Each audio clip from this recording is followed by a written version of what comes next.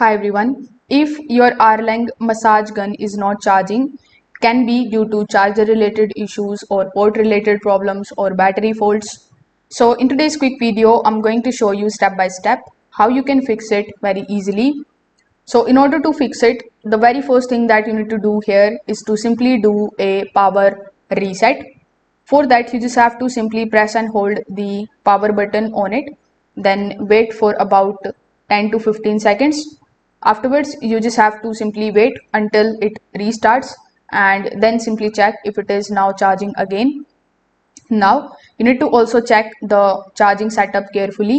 You can try a different charging cable, adapter or wall outlet. If there is no response at all, that means that the issue is likely with the charger. You can also check the charging port on the massage gun. Look for any kind of dust, debris and the loose connection. If you find any, you just have to simply remove them. Now you need to keep the device connected to the charger for about 10 to 15 minutes. Then unplug it and turn it on. Then reconnect it again.